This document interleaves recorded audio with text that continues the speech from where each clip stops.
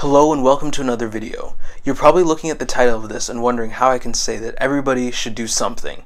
Because we all live such individual and personal lives, it's really hard to say that everybody in the world should do any one thing. But taking a gap year is something that I really believe a lot of people should do, and I'm going to lay out in the next few minutes why I believe it's beneficial and everybody should at least consider it. Especially in North American culture, where I live in, there's a really big push on youth and students to immediately from high school go to post-secondary.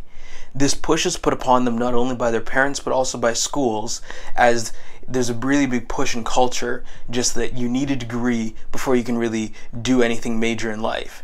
And while it is true that many top-paying positions do require degrees, it's not the case that many people are actually prepared to go into another 4 or 5 years of studies to get the degree that's required.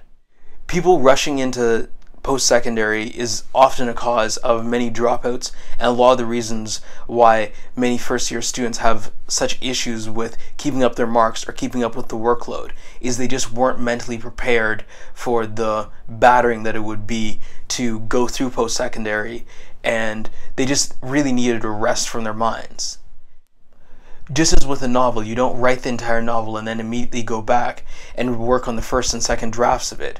You give yourself a break. You give yourself a period for your mind to think about other things and then come back upon it with a new outlook and new ideas and thoughts and a new creative look on how you solve the problem. Yet somehow in school we take the exact opposite approach, in that we go through 12 years of school and then we say immediately go back for another 4 or 5 years because you already know everything you want to do in life and just chase after your goals.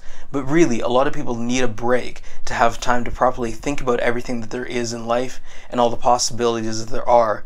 And for many people, they might take this year off and realize that the things that they chased after in high school might have been heavily influenced by their friends that were there or by their parents, and that they just needed this time off to just really have a new outlook and new opinion on what they want to do in life. And when they go back to school, they'll have a new motivation and they'll really be able to just put their effort into their studies. And really, even if you don't enjoy your year off, you'll realize that, hey, you don't want to do this for the rest of your life, and go back to school and actually have like a real drive so you don't end up going back to the boredom that you lived in for that year off. So that's one of the main reasons why I say many people should take a year off. And in the next sections I'll talk about what to do in that year off and how to go about preparing yourself if you're still in high school and considering this and watching this at this time. So stick around. So what do you do in this year off? For some, they go back to school and you do a victory lap or whatever the term is that you call it. But for many, it's just a time to really take a break, and really I would recommend that even if you do take this break off, don't let this be a time where you just let your mind rot and you forget about classes and you lose all motivation of education. But let this be a time where you regain that motivation and you regain a hunger for knowledge and figuring out things. Take times to learn other vocational skills, read books, study podcasts, go through other materials so you gain new aspects, new hobbies in life that you'll be able to do and realize you had new passions that you never even realized you had because you didn't have the time to pursue them before. Take this time to contemplate on what you want to do in your future and to figure out if the paths that you went through in high school really is what you want for in life. Chase after the things that you really wanted to do but you never had time to do in high school. If you liked creative things, work on that more. If you want to work more on engineering or like computer stuff, work on that. Do stuff that excites your mind and you never had opportunities to do because you were so busy. And for many people, getting a job is a great way to not only have money throughout this time, but it also gives you money to save up so when you go back to school you won't be broke. And probably the most costly option, but the most culturally enhancing, you could say, is travel if you have the opportunity. Traveling and seeing other parts of the world gives you new outlooks on how other people see life and how on other people, and new ventures and new things, and you'll gain a love for other cultures and a love for travel that can carry on even into your adult life and even in past school, and you might even decide to do an exchange semester in school. But either way, this opportunity and this time that you have is not likely to ever be matched the same, because you have lots of free time and you have the opportunity to work, and you also have very little responsibility on your time and your money, which gives you excellent opportunity to go and explore the world and see what the world is really like, and just to figure out what you want to take from the world. So if you happen to be in high school and still watching this, I'm glad I got this video to you in time.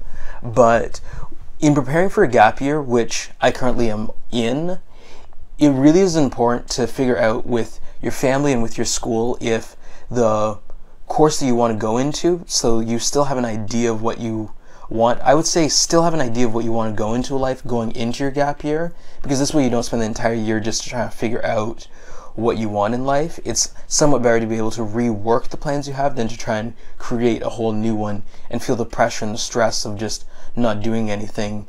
And for many who don't go into the gap year with a plan, they end up just realizing that they like the time off and never going back to school, which for some people is a very logical thing and that's what they really needed in life. But for many people, they do need to return back to classes, and going into the gap year with an idea of what you want to come out of it with really helps you attain that and really have a great experience during your gap year. If you're still considering your universities and things like that that you want to apply to, definitely look into the school and see if they offer deferrals, because if they offer a deferral, then still go ahead and apply with everybody else that's doing their applications, because you can figure out your application, you can do all of that, and even if you decide you don't want to go, you can just leave it and reapply the next year or apply to a different program. But at least that way, if you get in, you can accept it, defer it, and know that you don't have to worry about anything the next year, and you can just know that you already have a position secured in school. And really, one thing that a lot of people don't do gap years is that they feel that they'll be at a disadvantage because they're not coming straight out of classes, or that they're a year behind everybody else. But in the university atmosphere, everybody there's such an age range of people there that being a year older really just gives you more life experience and really a better outlook on university. So it's actually an advantage to have taken the year off. And also about not being in classes, it really doesn't matter to universities, and actually it can be nice for yourself because you already have all your marks available. The universities can let you know, universities or colleges, I should have said both, but they can let you know a lot sooner if they'll accept you. So you don't have to spend those 3-4 months that everybody spends waiting, biting their teeth, hoping that they get in. You can just find out in a few weeks. And if it doesn't work out, you can just keep reapplying to more places and figure out. And for some people, going back to school is a very logical thing to do. Boost your marks in some classes, or take classes that you never really had the opportunity to, but you just have more free time and you can take a few classes in the day, have several spares, maybe only do it for one semester, and work the rest of the time, or travel, or do something fun. But just don't lose your passion for education. Lose your ability to learn, then you really have lost out on a lot in life. And also at life, even in your adult life, even when you work, still have that passion and still take the time to learn new things. Because learning new things expands the mind, and it keeps the mind fresh, and it keeps new interests and new passions in life. They give you new things to always want to chase after. And also, talk to your school advisors. They go through many students about this whole thing, and they can give you all the advice you need. They can answer most of your questions. And you can always call up the university and talk to their admissions department to figure out about the deferrals if you can't find it online. And really just enjoy your year off if you decide to take it.